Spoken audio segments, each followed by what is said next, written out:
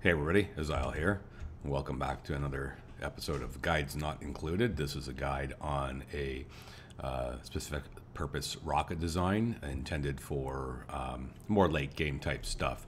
So here's the basic layout. I'm going to go over in detail as to what it's for and what the purpose is and why it works so good. So let's say you're into the more advanced game and you're going to have a situation where perhaps on one of your other asteroids, you've built your landing rocket and you want to come here in order to do some work. Perhaps it's to start to build some kind of system for various purposes. Perhaps you're trying to do some objective quests. Maybe you're trying to build a colony, or maybe you're just coming here to mine resources and want to take them away. So this rocket has been designed for people who maybe don't watch my regular videos to understand, like I play on max difficulty on the hardest asteroid setting, and so this rocket is actually designed to facilitate these excursions as a remote working base on max difficulty. Okay, so it is set up for that intent. So the big difference between a regular play versus max difficulty that you would consider would be the ravenous trait that the dupes have, meaning they'll eat 2,000 kcals per day instead of 1,000. And as well, the excessive radiation that you'll be dealing with compared to the normal play. So when we're playing on max difficulty with the radiation cranked up, it is necessary, of course, to use rad pills in order to make sure your dupes don't suffer from radiation sickness. So that in mind, let's first look into the interior and go over how this functions. And this has been thoroughly tested. I have tested it for remote use at this other asteroid for over 100 cycles. I've made 2 trips using it.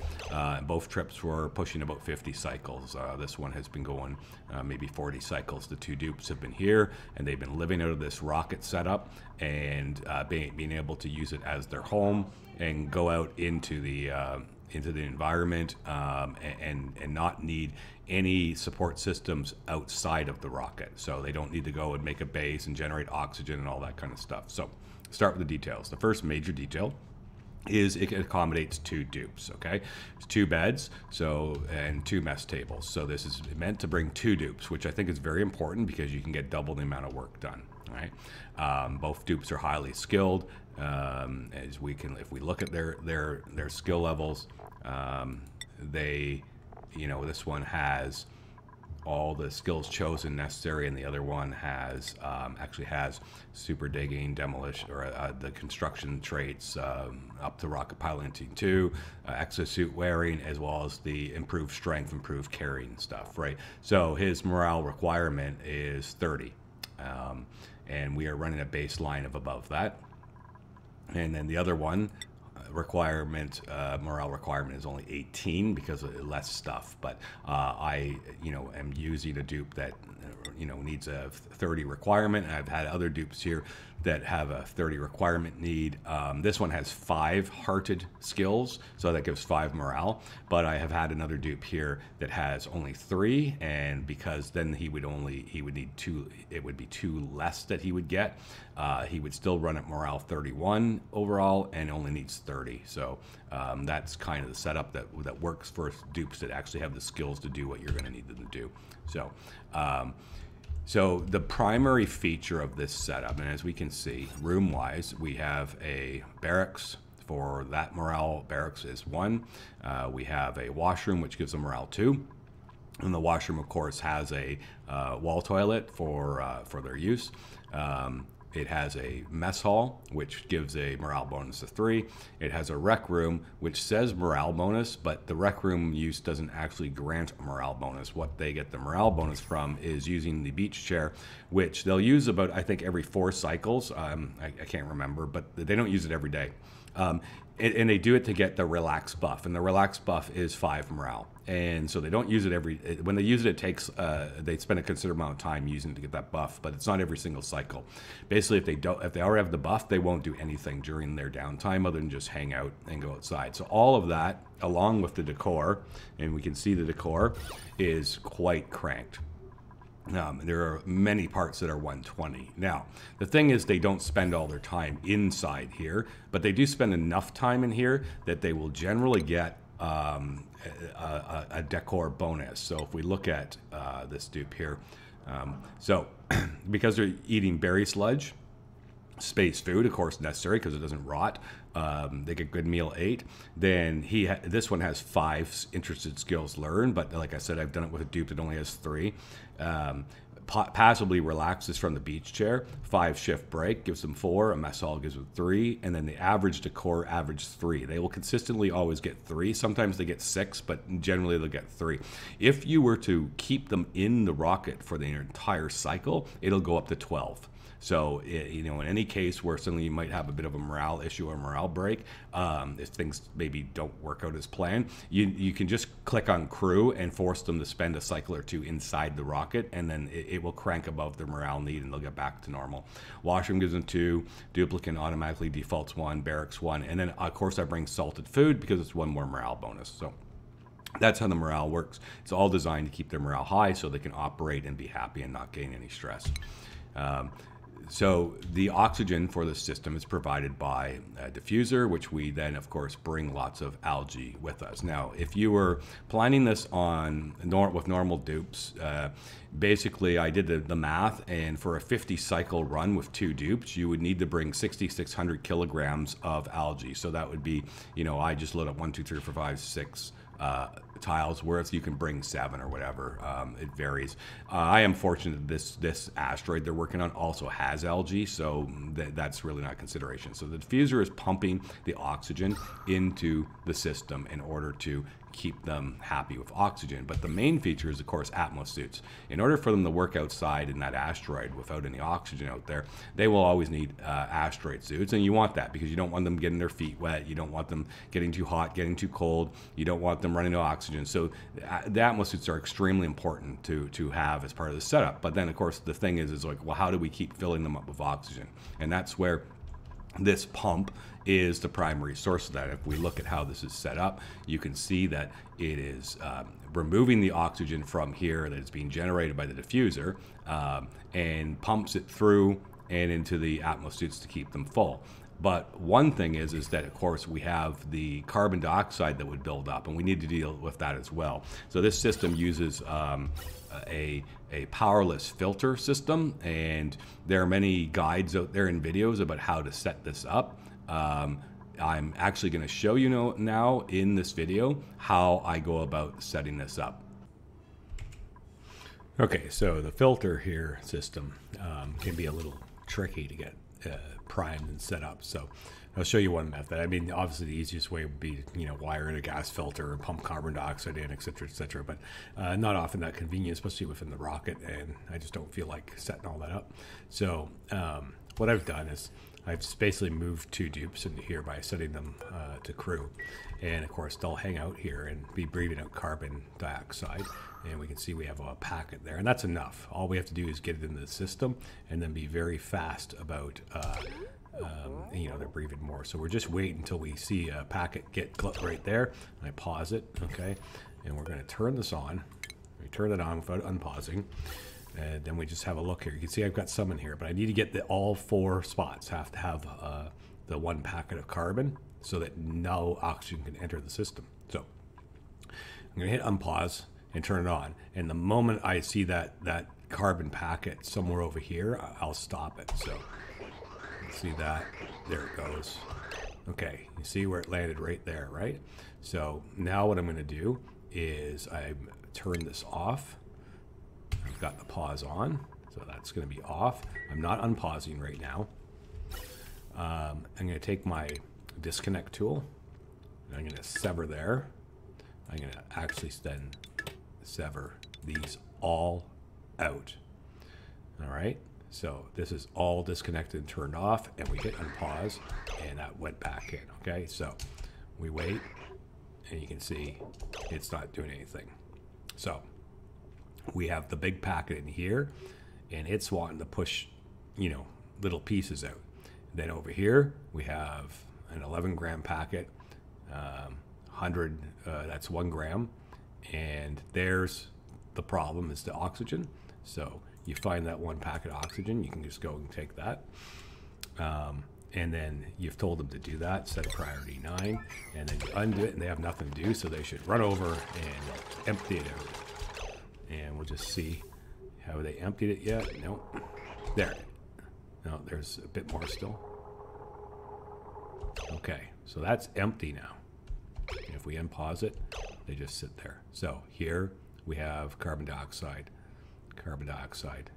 empty, and carbon dioxide. So next up, quite easy. Just connect back the rotational system. Don't connect this back up yet. We want to make sure that we get the carbon in each spot. So let that sort of press around. We'll see it starting to float around. And what's happening is carbon's flowing in and out, flowing in and out, flowing in and out, right? So it's always saying send 1 gram through here. It's also very important to note that this valve is set to 1,000 milligrams, or basically 1 gram per second. So that's critical to have that set to 1 gram per second. And so basically this is all occupied by carbon now. There is no oxygen anywhere in here. So what we would do then is rehook this up, and now the whole system is back online.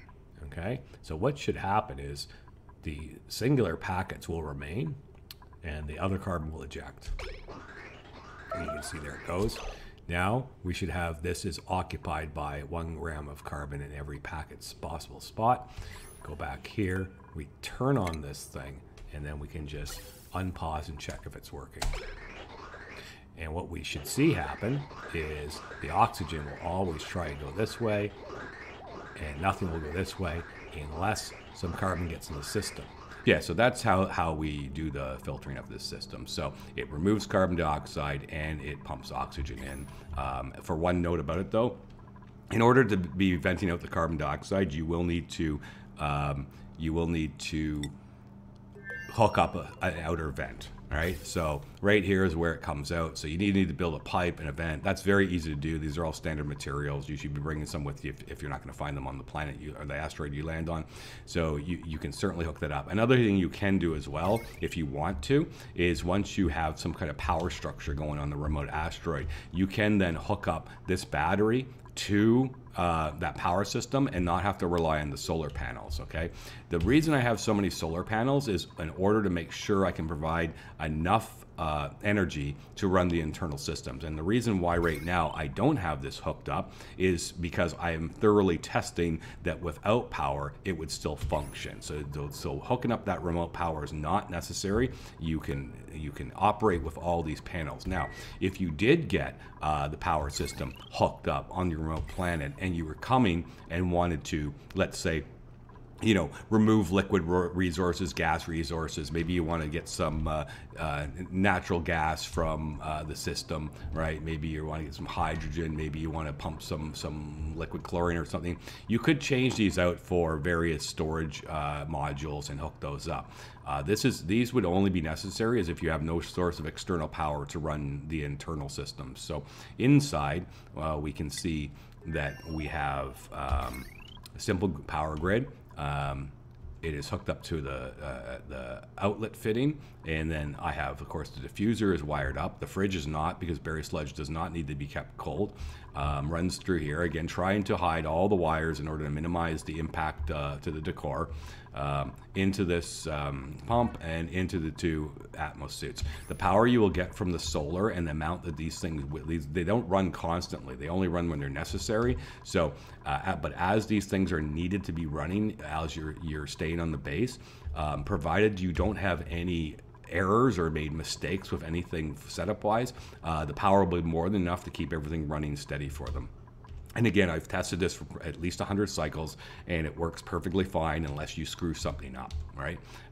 You also have power switches to control this stuff. So if I wanted to, I could turn off this pump, and if I wanted to, I can turn off the Atmo Suit door. So when I land at my home base, I don't want them to wear Atmo Suits. I want them to exit and go back to the main base. So then before I land, I would simply turn this switch off, and it would allow them to leave without using the suit. And of course, when I'm traveling in space flight, I don't need this pump going. And when I'm at my home base, I don't need it going. I only need it going when I'm landed on the remote asteroid and they're using the Atmo Suit system. So then of course I would have the ability to turn this one off. And of course the diffuser, once it pressurizes to about 1800 grams per tile, it will just hit max pressure and stop pumping air. So then it won't be like wasting anything. So all that works quite well. The decor is provided by the fact that I use gold for everything in here, gold and granite for everything I can. Secondly, I put background tiles everywhere possible. I have plants. These plants provide great decor with diamond plant potters, and they reach 4 tiles. So you, as I said before, you can see the decor is very, very high.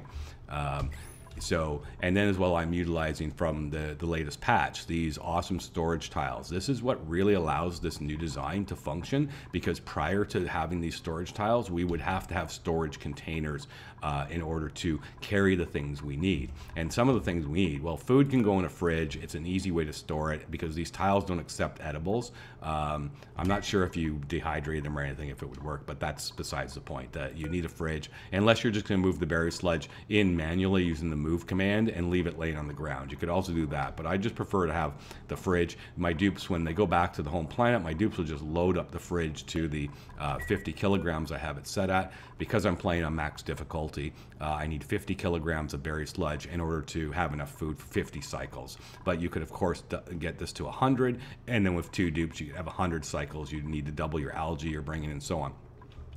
Also bring rad pills, and again I just said 100, and then that will mean they'll end up putting 100 of them in there, and the dupe needs 1 per day. So if you bring 100 with you, that is enough then for 2 dupes to have 50 cycles of radiation protection. The other tiles are a very important one is for Atmo Suits. Atmo Suits don't last forever. It says on the wiki that they lose 10% durability per day. I have noticed that it's more than that. That it's more than 10% per cycle. They're not using them the whole cycle, and the suits do not last 10 cycles. They're much less than that, so I think the wiki is incorrect. So what I do is I just take 1 or 2 tiles, depending on the situation, and I tell them to load Atmo Suits, and I bring as many as I can. And despite them saying these are 200 kilograms, they're actually not. I'm not sure what their value is, but it's not 200 kilograms. I can get 11 or 12 or 13 Atmo Suits very often in one of these tiles, so way more than the 5 that it says they should take. And even at here you can see with this one, right? I've got more than what the capacity of 1,000 kilograms should be.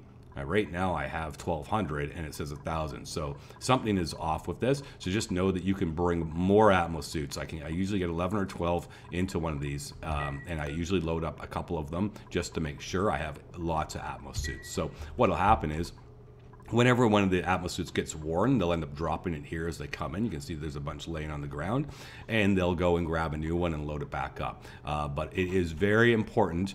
It is very important to know that you must set the priorities for these guys to this setting. Supplying must be higher priority than everything else they're doing. And the reason why that is they have to have a priority to load the Atmo Suit. Okay, so that if it's ever empty, they will go grab it and load it. But the most important one is they have to have that priority so that they will supply the diffuser. If you don't have this set supply, so it's a higher priority, then they will go and do other stuff you've told them to do before they will bother with the diffuser, and the oxygen will run out and it will all break down. So that is a very important thing, that if you're using the system, you must set your dupe's supply priority higher than all their other priorities, well, except rocket geometry is not a big one, right? And toggling, but all like building, digging, operating, everything else, this must be set higher than the rest so that they will always pay attention to doing their supply things before anything else. Okay, so very, very important to understand how that works. So I also have then a tile where I bring this is so much table salt, but I just bring 1 kilogram, load it up, and that'll allow them to get that 1 morale bonus from using the table salt. And again, because your supply is the maximum priority, whenever a table doesn't have table salt, a dupe will load it up, right? So that is what keeps the morale cranked for everything. So as well as for water, this is for the toilet. It's all you need the water for. This is how I do it. When I land on my home planet, the water gets supplied in and all these pipes fill up. The dupes need 5 kilograms per day. 2 dupes need 5 kilograms per day for the toilet. So 1 packet has 10 kilograms in it. So every packet is worth 2 cycles. So you can see when this is fully loaded up with even this amount, that's enough probably for 100 cycles before the water would run out. So this thing is capable of doing 100 cycles on a remote planet, keeping their morale high, keeping their oxygen provided, as long as you bring the right amount of things mathematically. As well, then I always bring along like some refined metals like steel and copper. You don't have to, even I was bringing the rechargers because I was using it while I was here. So you have some leeway as to how you design what you're going to bring with you. The nice thing is that if you're not refilling the algae from the planet you're on, these will slowly empty out, and as they empty out, you could start filling them up with materials you want to bring back to your main base. Unfortunately, they only hold 1,000 kilograms, so even if you empty the majority of these out on a run and filled them up, you're only going to get yourself maybe 10 tons worth of material you can store manually within here. But one thing you can do, let's say that you set this one to iron ore. Well, as soon as they fill up the iron ore, you could tell them, you could turn it off and it would drop down, and then you could turn it back on again. But you'd have to use sweep only commands then, because otherwise they just take the ones that fell to the ground and load it back up. Another option you can do, and again, this depends on your dupe settings and the morale needs, you can change these out for storage containers. And honestly, these are a test I was doing. I found them that they're not actually necessary. One thing to note about what I've been talking about how you could have 2 storage containers here is that in my testing of this, it is possible that the overall decor received by a dupe can fall to 1, as we can see in here. If we check it, I've run it for a few cycles, and if we check on Lando, you'll see his last cycle's decor is mediocre, so it's only 1. Now that's not a problem because he has the 5 skills again, so 31. I'm still not concerned about that because it's above it for him. And then for Massage, her morale need is so low that again I'm not concerned about it. So but just keep that in mind. If you do set up like that, then the morale demand of the dupe has to be less than 31. So a maximum, the max you can go, because this will give them high morale, right? Just by having 1 over. So you're going to generate 31 morale rather than 33 like when you have the plants there. You have 2 storage bins here. That's 20 tons each. So there's 40 tons from the 2 storage bins, plus the extra tiles you end up emptying out before you return home. You can probably get 5 to 10 more tons. So in all reality, with the 2 storage bins, you can haul back 50 tons if it's set up that way. But as well, if you then had the power wired up so you didn't need all these solar panels, well, you could remove 5 of them, and then you could add the large storage container that's from the rocket. I have to go build to show it, but I think everyone knows what I mean. So in here there is where is it? Cargo bay or large cargo bay. Large cargo bay is 5 tiles, and so that would eat up that, but at the same time maybe you could put in 1 cargo bay and 1 gas cargo canister, or 2 cargo bays depending on your needs, because this one is I forget what its height is, and I can't really check, but I think its height is 3, and so you could get 2 of them in there, and so that would really up the amount of resources you could take in one trip. So you could configure this for a mining type operation where you were going to come here, mine out all sorts of materials, load it up, and you could probably load up about 100 tons worth of material with some cargo storage. You would of course need to build a system to deliver it in, but I'm assuming if you have power and you're doing that, that's pretty easy to get going. But even if you didn't, let's say you had no power and you're coming remote, you could come with this setup, but instead have 2 storage containers here, and you could haul out 40 to 50 tons worth of material to take back to your base. So that is more or less how this system works.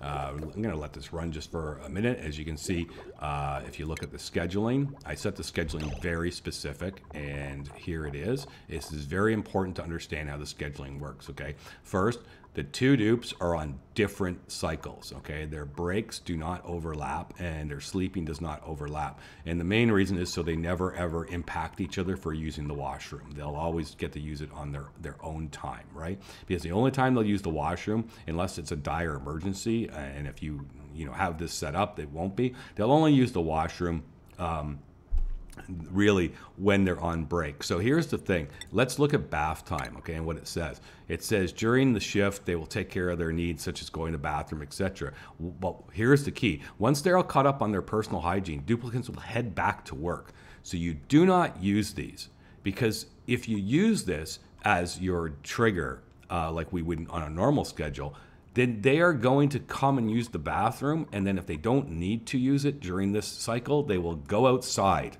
and go to work, run halfway to a tile, and then hit your break or sleep and come running back. All right. So I'm going to just show you here that that's exactly how it works by giving this dupe a bath time. So she's about to finish her break. She should be going to work, but now it's going to say bath time. But because she's already used the bathroom, she will not. What she's going to do, though, is exactly what I'm describing. So you will watch this. As soon as we hit bath time, boom, out she goes, and she's off running to try and do some work, okay? Now, that's fine because that was her work cycle anyways. But if you had this bath time set up like at the beginning or here or whatever, they would exit, try to go to work and come back, and it would foul up your system. So you do not want to use those. The reason you don't need to use them is how the scheduling it reads. Look at downtime. During downtime, they may do as they please. This includes personal matters like bathroom visits, snacking, etc. So these tiles allow for eating and bathroom use. So you don't need to use the bath time one. You only need to use these ones. In fact, this bath time one you don't have to use ever unless you're saying, hey, if you don't need to use the washroom or the shower, then go work. And then that means that your bath time should always connect to work cycles. They should never connect in the middle. Like you should not have it sitting here. So that scheduling is very important to have set up like this. You will notice that I have a additional break here that I don't need. Why do I have that? It is to ensure that they get back to the rocket in time to get their sleep pattern. Sometimes they have a long trip back, and they may even be even in the middle of doing something like building a tile, and they will finish that before they head back. So by having this here, it forces them to start returning back to the rocket before their sleep time hits, and then they'll get back here in time in order to sleep properly, get the amount of rest that they require, and then they can have their 5-shift break. And I do that to make absolutely sure that they'll use the beach chair when they need to. There is one little weird bug with rad pills that you should be aware of. It doesn't cause too many issues, but here's what happens. Dupes will always eat a rad pill if they're allowed to when they don't have the buff in effect. And the buff lasts for 600 seconds one complete cycle. It should last for 599. And the reason why is because it means when it lasts 600, that every single day you are adding 1 second additional to when they are going to eat the pill. So if they're eating it here, then 600 seconds go by, and then at the 601st he eats it, and then the next day 602nd, and the next day, and so on. So your pill eating time slowly moves through the cycle, okay? And what will happen is it take a long time for this to occur, many cycles. But remember, this plan is meant for you to stay here for a long time. It'll happen that their pill eating time will start to fall during their downtime, and then what's going to happen is that they'll go and use the beach chair. And they'll be sitting in the beach chair, and all of a sudden they're like, oh, I can eat a pill now. And they'll actually get up from the beach chair, eat the pill, and then sit back down again. That's not a problem unless it occurs around this time, because what will happen is they'll get up around here.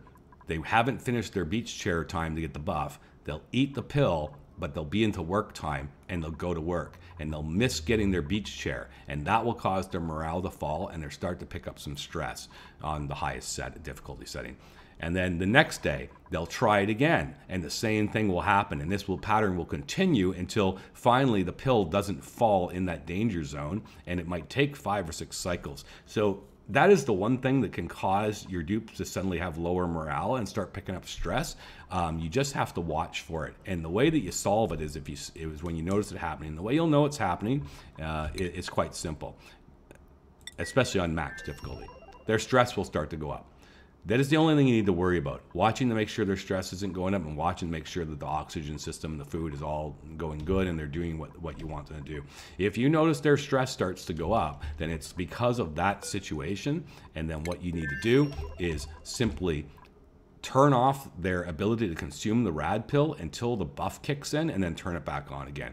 And when you turn it back on, you watch on their scheduling, and you turn it back on here, okay, or here. So you turn it back on right when they hit work.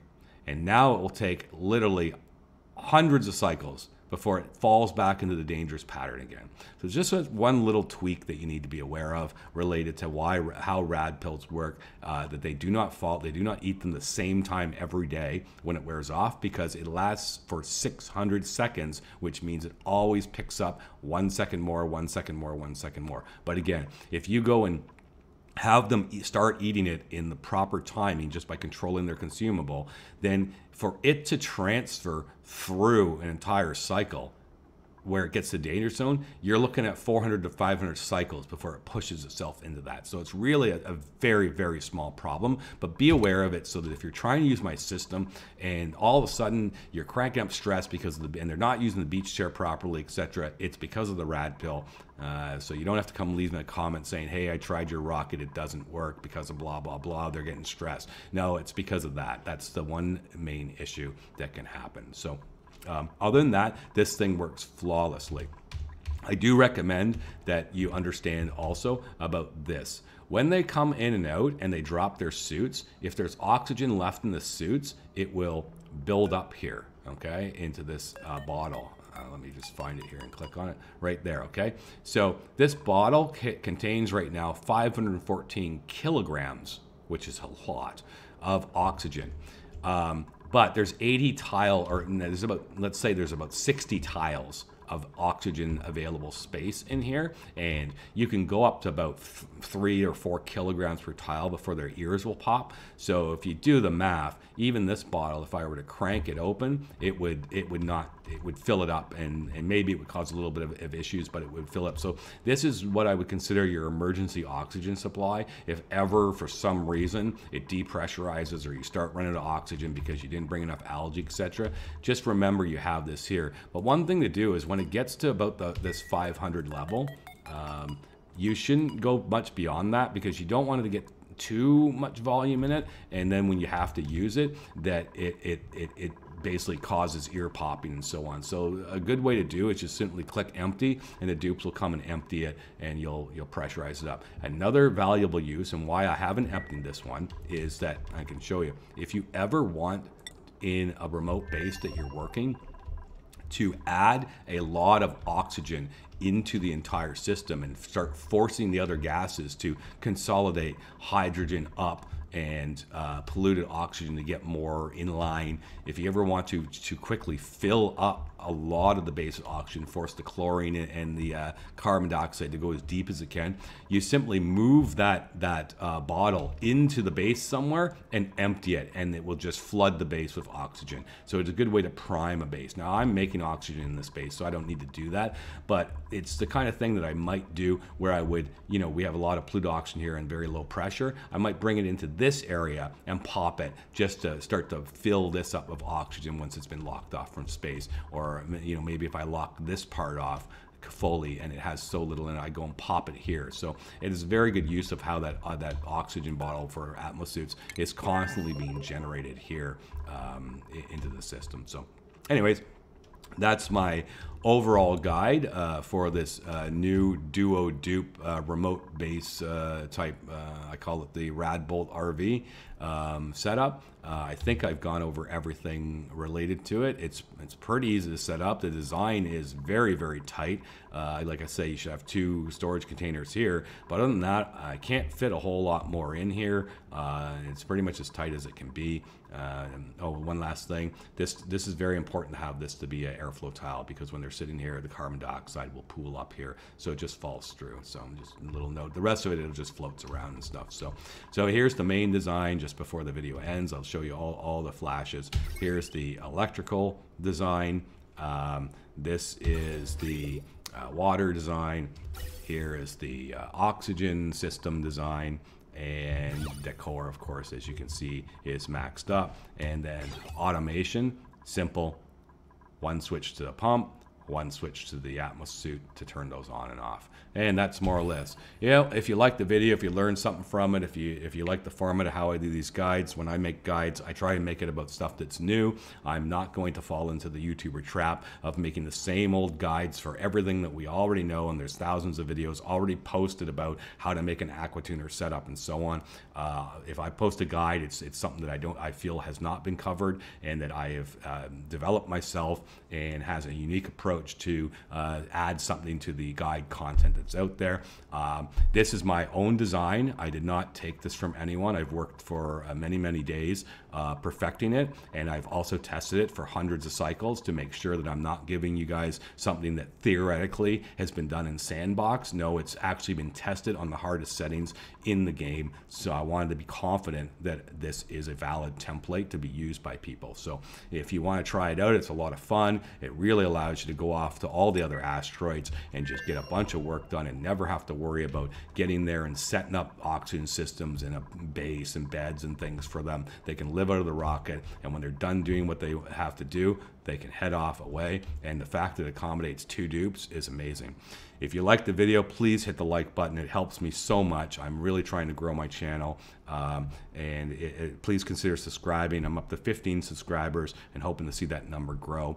And I really appreciate you taking the time to watch the video, and we'll see you in the next one.